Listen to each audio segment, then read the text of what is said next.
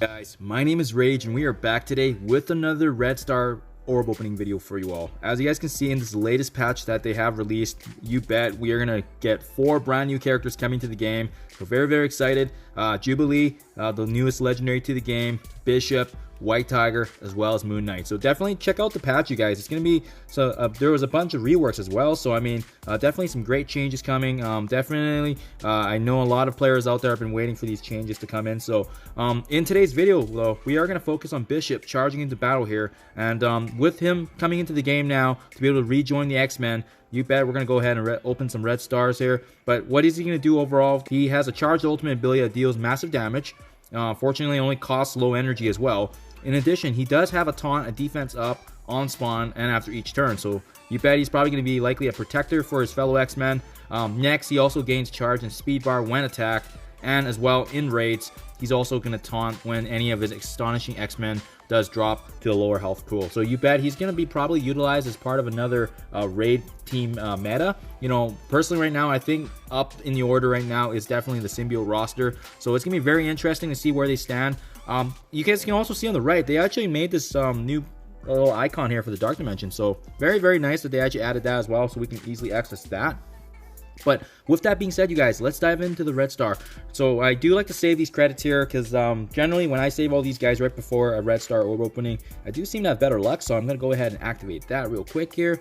And you bet the game plan is always going to be consistent with my previous videos. We're going to dive right in, opening 10, and hopefully get potentially a 3 red is my goal. But we'll gauge it from there to see how our luck is today. So make sure you guys, when you're doing this, hitting the little eye here, just making sure that we do in fact get that extra 15%. And as you can see there, oh man, Bishop looks really great. I love his skin and the type of tune he actually used in this addition to the game. So very excited here to actually utilize him as part of that Astonishing team. With that being said, let's dive right in, you guys. Let's see how our luck is. A 3 red Emma here for duplicates does add to our credits, so not a bad start, but I do want to hopefully get a 2 or 3 red. That will be the goal here.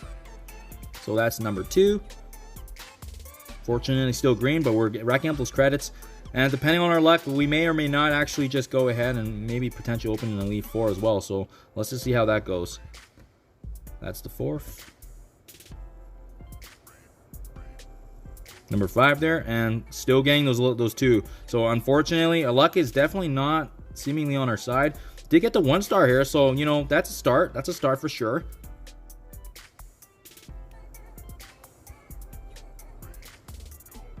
Yeah, wow, just really awful luck today. Unfortunately, just not the luck of the draw for us. But oh wow, we did get 4 red here for Karnak. So I mean, I hope that's not the end of our luck here though. But yeah, unfortunately, there you go, another 3 there. So I mean, we'll open 1 more here, but I think what I will do probably is maybe just open a couple more here for the 3. I know I was planning 10, but you just never know, honestly. And the good news about these guys is at least we can build it back up. But as you guys can see there, didn't get anything there, and that was actually more than 10 already. So you know what I'm going to do is I am going to risk it just because I do have 6 here, as you guys can see with the Elite 4.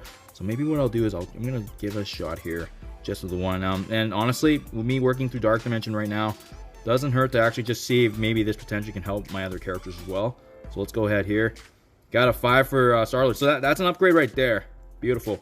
Now, I did want to save these guys at least for Jubilee, the legendary coming. So what I'll do is I'll open 1 more. And if we can't get Bishop, oh my goodness. So, that's really bad luck, unfortunately. I do want to save these other guys here, especially for Jubilee coming to the game. And it's very rare that we're gonna get obviously the extra chances here and the opportunities to get that 3 red. So unfortunately not lucky here, you guys. I may or may not spend more later on, but for the time being, fortunately was not able to capture it. I hope you guys have better luck than me. But with that being said, let's go ahead now at least and talk about walk in detail here more with Bishop's abilities and see what he brings to the table. So starting off here with his basic, you do see that he does clear the counter on his primary target. In addition, he attacks the target for extra boost damage. And as well, he gains those counters up to a maximum of 4. So as you guys level this up, he does gain extra damage. It's pretty basic and standard here. So personally right now off the get-go, I wouldn't recommend T4ing this just because his basic doesn't really apply that extra kind of boost, especially with the T4 materials being more limited for newer players out there. So especially when we got a ration to save.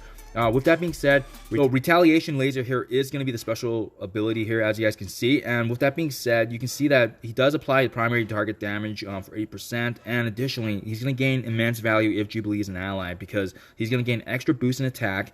And as well, this attack also actually becomes unavoidable. As you level this up, Jubilee becoming an ally here, he's also going to get that opportunity to apply defense up and offense up to an ally target for Jubilee. And as well, he's also going to gain the offense up if she's the ally. So, I mean, you guys can see that there's going to be really good value for this ability. Depends on how much damage he's going to be doing overall in the team, but this T4 does give it a significant boost in 60%.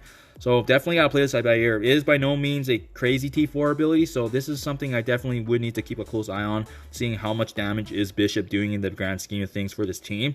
But that is quite a sizable boost, so definitely a T4 to consider if that upgrade is necessary.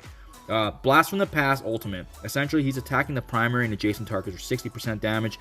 And in addition, if he's charged, he's going to gain an extra 120% damage. As you as you increase this, he's going to gain an extra percent boost here. So, I mean, the big noticeable one is going to be similar to his special here, where the actual T4 actually significantly increases the damage here. Gets an extra 120%. In addition to a 60% boost to the primary and secondary. So, I mean, that's actually quite sizable compared to the special. As you can see, even the combination of the level 5, level 6 here is 140%, and that's 120 if you just do the T4. So, this ultimate is a much bigger boost than a special. So, definitely, I would actually recommend T4ing the ultimate, just because of that sizable boost in damage. Last but not least, energy redirection. On spawn, if charged, he's going to gain regen and clear all the charges. In addition, if he has that spawn on his turn, he's going to gain the taunt, and as well, when he's attacked, he gains the charges. So this is definitely how he's going to gain the charges whenever he's attacked, as well as clearing the taunt. With that being said, at the end of his turn as well, a nice thing is that if his health is actually greater than 80% and he's not charged, he gains a taunt and defense up, making him a very, very good protector for the team, right? Especially in raids here, when you see that any of his allies does drop below 50%, he's going to gain the taunt as well. So he becomes a very, very formidable protector because of that, and because of, as you guys progress in this upgrading of his ability, he's going to gain the defense up. As you can see here, in raids, he actually also gains offense up. So he's actually going to gain immense value in raids. So definitely I would consider boosting him up for that if you guys are heavy on the raids. And as you can see here, right here, last but not least, with the level 5 here, if he has also a taunt, he also gains an additional 10% damage reduction, in addition to actually having a chance to counterattack. So definitely another one I would actually consider T4ing this, because, you know, if he's taking all the brunt end of the damage on his team here, he's going to become a main damage protector, especially when his allies actually drop below that threshold, especially in raids.